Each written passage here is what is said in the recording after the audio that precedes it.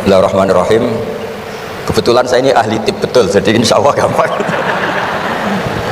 Saya tadi tersanjung lah dipuji Pak Munjid, katanya saya ini orang yang gampang saja menangani macam-macam. Memang faktanya gampang, dunia ini tidak ada yang susah. Yang susah itu tadi kata Abi Quraisy, hati kamu dikelola nggak apa-apa, gampang. Saya beri contoh begini, ada seorang kiai Abi Quraisy itu khusyuk betul, nggak mau berkawan sama perempuan cantik, katanya takut biologisnya kumat, takut sahabatnya kumat. Kalau berteman orang jelek kan nggak apa-apa, Gus, nggak minat, apalagi orangnya merongos kukulan banyak katanya. Terus tak ingetin, syahwat yang nggak pada tempatnya itu dosa, tapi ngenyek orang juga dosa kata saya. Artinya dia menghindari perempuan cantik tapi dosa menghina. Jadi jika ada orang yang nggak mau berteman orang kaya, takutnya tamak gini-gini, senengnya sama orang miskin, ternyata apa? Diperbudak, disuruh mijetin, disuruh-suruh. Dosanya yang berbudak itu. Jadi intinya dalam semua lini kehidupan itu ada problem fikih. Makanya kita harus pinter-pinter berteman orang kaya, semoga kayanya untuk kebaikan. Berteman orang miskin supaya kita tawadu. Melihat alumni UGM yang sukses kita bangga. Yang bikin masalah kita istighfar, gitu aja gampang kan. Artinya kiai juga sama. Kiai itu punya alumni yang jadi kiai, alhamdulillah. Yang nggak jadi kiai problem, dan kita istighfar semua di semua kehidupan kita. Nah, kata bapak ini, bapak saya, kalau pagi-pagi Abi Quraisy itu ada orang nyun sewu, orang miskin, sholatnya pas-pasan, pakai celana pendek, pagi-pagi rokok di warung. Bapak itu mesti bilang gini, hak, aku sing kiai mesti sebahagia itu. Sudah marung, nggak punya uang, ngutang, itu nyingkrang bahagianya, masya Allah. Itu kata bapak, itu rahmatnya Allah. Orang nggak punya karya, nggak punya prestasi sebahagia itu, jangan diganggu kan. Selama ini kita sebagai akademisi, sebagai dosen juga ikut salah, melahirkan satu faham, bahagia itu kalau jadi dosen, bahagia itu kalau jadi rektor, jadi menteri, sehingga orang itu tidak kober bahagia dengan kesehariannya. Padahal orang seperti itu, sering saya ketemu orang nganggur itu, wah enak Gus, jadi orang nganggur, lebih jadi menteri, dikongkon presiden, jadi pejabat, esok kudu ngantor, jadi orang biasa enak, wae turu-turu, wae ngopi-ngopi gitu. Intinya bahagia seperti ini tidak usah dibatalkan, biar aja tetap bahagia seperti itu. Karena kalau kamu jadi dosen, nyanyi Anda di UGM juga kamu nggak mau. Jadi itu penting, ngelola kebahagiaan itu penting. Jadi ini Mbak Aida, Mbak Aji, semuanya harus dilatih lah, bahagia itu dilatih. Syukur-syukur model wali ya, terus sujud, terus sungkem di Allah. Kalau nggak model wali ya dilatih yang gampang-gampang. Saya teringat konflik itu dimulai dari tersinggung. Saya ulang lagi, konflik itu dimulai dari tersinggung. Saya punya sekian khazanah tentang ngelola tersinggung. Saya berkali-kali cerita itu. Suatu saat Imam Syafi'i didatangi orang, cium tangan, terus hormat. Setelah itu orangnya menghujat. Dilaporkan sama santrinya, itu orang yang tadi nyium engkau di luar menghujat engkau, menghina engkau. Imam Syafi'i tertawa-tawa, baguslah saya wibawa, di depan saya agak berani. Enteng saja, dianggap enteng saja. Enggak kok, wah itu khianat, itu munafik, enggak. Alhamdulillah saya wibawa, buktinya di depan saya tidak berani. Nah ini tip Bu Rektor, kalau ada yang ngerasain jenengan di luar, alhamdulillah di depan saya tidak berani. Jadi enteng saja. Diceritain lagi, orang separuh dari kampung ini enggak suka jenengan Imam Syafi'i, karena engkau terlalu ngendikan hak. Baguslah, kalau enggak suka saya berarti enggak ngutang saya. Yang masalah tuh yang suka-suka itu bisik-bisik minta-minta gitu. Jadi dianggap enteng saja. Kalau Anda sudah bisa ngelola konflik seperti itu, ringan saja. Ada lagi ulama disuruh ke tetangganya, setelah datang ke rumahnya, irji falah hajat alibik, sudah kamu kembali, saya tidak butuh kamu. Setelah sampai rumah dipanggil lagi, ya saya jadi butuh kamu, silahkan ke rumah. Datang lagi sampai 3 kali. Dan setiap dari 3 itu ulama tadi senyum, senang, puas sekali. Akhirnya pemuda tadi tanya, engkau saya bully, saya kerjain kok tetap senang ceria. Sampai 3 kali, ayo datang ke rumah saya. Setelah sampai rumahnya, sudah pulang aja, saya tidak butuh kamu. Setelah di rumah dipanggil lagi, Pak Yai jadi acara di rumah saya. Setelah di rumahnya, sudah saya tidak butuh kamu, pulang. Sampai 3 kali. Dan fikul lil marroh, di fitil kal marroh, di semua itu beliau senyum, senang menikmati. Terus tanya pemuda tadi, kenapa engkau tetap senyum-senyum menikmati? Saya ini penghamba Allah sejati, senang saya sama ajarannya Allah, disuruh menghormati tetangga. Kamu tetangga saya, minta saya datang ya datang, puas kamu nyuruh saya pulang ya saya pulang. Alhamdulillah saya jadi hamba Allah yang baik, ngikuti perintah Allah, hormat tetangga. Sama kita di Indonesia gitu, kalau Anda tidak sefaham dengan presiden atau dengan bupati, perintah Allah itu hubungan dengan mereka baik, cocok tidak cocok harus baik, itu perintah Allah. Jangan yang cocok jika kita membebek, nggak punya prinsip, nggak punya ideologi. Saya diundang di sini, kalau nuruti nafsu saya tidak cocok, mungkin kiai kok diatur-atur. Tapi perintah Allah disuruh hormati kawan, kata Rasulullah di sebuah hadis, inna min abaril birri silatar rajul ahlawud di abih. Kebaikan tertinggi itu adalah berkawan baik sama teman bapaknya. Saya ini dekat sekali sama Profesor Zaini Tahlan, sehingga harus hormati putrinya. Sebenarnya wajib hormat itu dosen UGM, kalau nggak dipecat kan. Tapi saya punya konstitusi sendiri. Jadi kalau hidup kamu sudah bertautan dengan Allah, semuanya indah. Maka yu'minu billahi wal yaumil akhir falyukrim jarahu. Kalau kamu iman sama Allah dan Rasul, hormati tetangga kamu. Bukan pakai hukum sosial. Kalau baik saya baiki, kalau enggak. Berarti ada terdikte oleh makhluk. Terdiktelah oleh Allah Subhanahu wa taala yang suruh supaya kita selalu baik. Nabi mencontohkan ada 3 tetangga. Satu punya 3 hak. yaitu dia muslim, dia kerabat kamu, dia tetangga kamu. Yang dua punya dua hak, dia muslim, dia tetangga kamu tapi tidak keluarga kamu. Yang satu punya satu hak, dia tidak muslim, tidak kerabat tapi itu tetangga kamu, yaitu non muslim, juga harus baik. Suatu saat Khalilur Rahman Ibrahim ditemani orang Majusi, umurnya 70 tahun. Cerita ini ada di Ihya, di Ar-Risalah Al-Qusyairiyah. Ya meskipun ini tidak bidang Pak Munjid, tapi referensinya saya sebut sebagai penghormatan pada UGM. Kamus keren, masa ngomong tanpa referensi.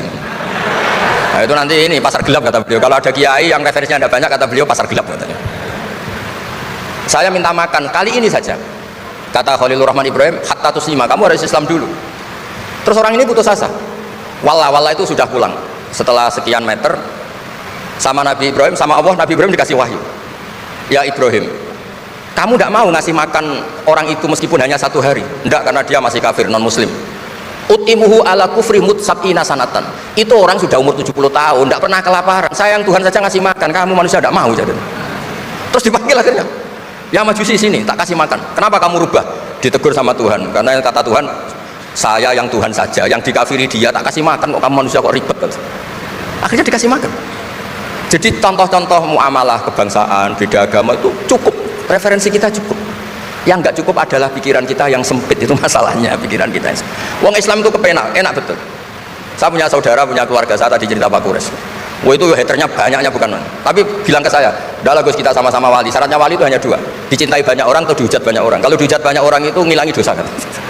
Islam itu enak, dicintai orang ya ibadah, dirasani orang ngilangi apa? Dosa. Maka kamu jadi dosa, tenang saja. Kalau mahasiswa senang energi kebaikan, kalau tidak senang ngurangi dosa, kan enak kan. Monggo jenengan milih mana, milih banyak pecinta apa banyak yang membenci.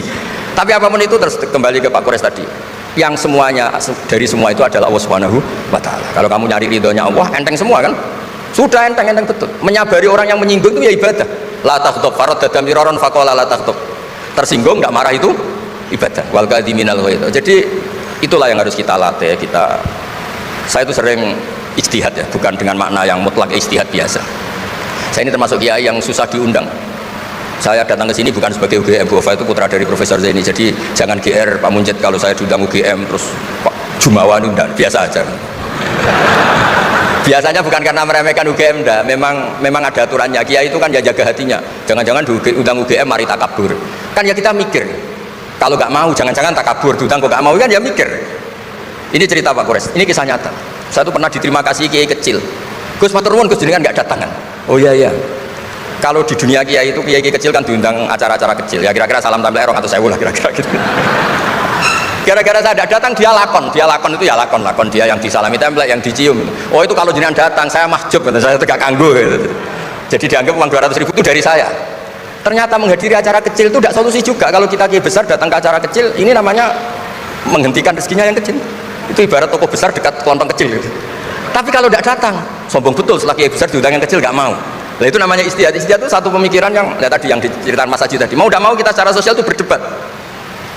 Sebaiknya kita ini merakyat apa enggak? Kalau merakyat dengan tema-tema rakyat, urusannya makan, mungkin kita tidak jadi negara maju. Tapi kalau terlalu tema-tema besar, jangan-jangan lupa ngasih makan. Ya sudah, itu istihad.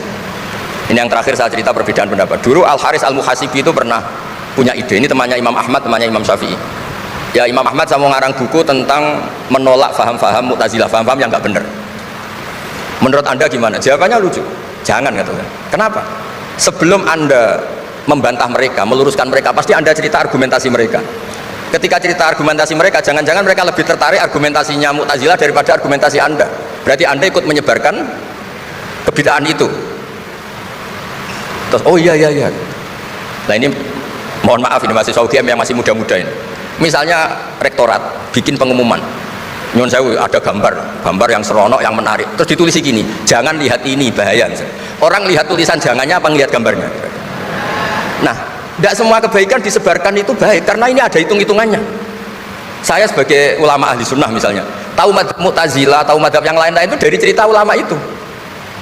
Jangan-jangan ketika kita cerita bahaya NKRI misalnya, kita ini mencintai NKRI justru karena baca buku bahaya NKRI dalam ambang apa, setelah baca terus tahu ekstremis, tahu ini itu, malah benci NKRI, padahal kita ngarangnya demi persatuan NKRI, tapi kita tahu problemnya dari nulis. Nah itu hal-hal yang memang dalam istihad, dalam pemikiran itu Makanya saya hanya cerita yang ada di kitab, karena ini keahlian yang memang saya diundang di sini, jadi saya profesional saja. Jadi di bab-bab seperti itu tuh memang kita pasti gampang. Berteman orang kecil katanya merakyat, ternyata memperbudak. Enak kan Anda misalnya Pak Mujid berteman kampungnya di Kebumen, dosen UGM tinggal nyuruh minta mijitin. Kalau berteman rektor disuruh-suruh kan. Nah ternyata tidak merakyat, senang berteman orang bisa disuruh, gak siap berteman atasnya. Lah gak mau berteman atasnya katanya merakyat, ternyata karena hasut, karena gak jelas semua, hidup ini gak jelas. Yang jelas hanya Allah Subhanahu wa taala. Makanya menurut ilmu tasawuf itu kulillah sumadarhum fi khawdima labun, sudahlah kembali ke Allah. Berteman orang kecil ya karena perintah Allah. Kalau karena perintah Allah pasti inginnya ikram, memuliakan. Berteman orang besar juga karena perintah Allah, supaya ada hasud, supaya Indonesia ada chaos. Kayak tadi yang didawuhkan Pak Quraisy, la imamun khusyum khairun min fitnatin tadum. Imam yang dengan arti salah itu masih lebih baik ketimbang chaos, karena kalau chaos lebih gak kebayang. Ya apapun itu cukuplah khazanah-khazanah Islam untuk mendidik kita sebagai orang yang menjaga kebinekaan, menjaga ukhuwah. Ya, terima kasih. Oke. Ini apa namanya, indahnya kita mendengarkan urian-urian Gus Baha. Nah, dalam kaitan itu tadi ketika saya bikin metafora harimau Al-Quran, itu sebetulnya saya juga agak sengaja ini kalau salah ditegur apa enggak. Ternyata memang salah. Jadi dengan dengan itu saya jadi tahu. Saya terus terang sejak mahasiswa dulu, itu kalau kuliah itu mengambil posisi yang beda dengan dosennya. Kalau dosennya menjelaskan A itu pasti benar, saya akan mencoba untuk melihat kalau ternyata salah bagaimana, supaya saya bisa mendapatkan penjelasan yang lebih argumentatif. Nah, jadi terima kasih untuk teguran. Yang namanya santri ditegur kiai itu sudah senangnya minta ampun. Barokahnya itu luar biasa. Maksud saya harimau itu otoritas yang selalu diakui. Bahkan dehemnya harimau saja kan orang sudah. Pak Parip itu kalau nelpon orang baru dehem itu yang ditelepon itu langsung nggih.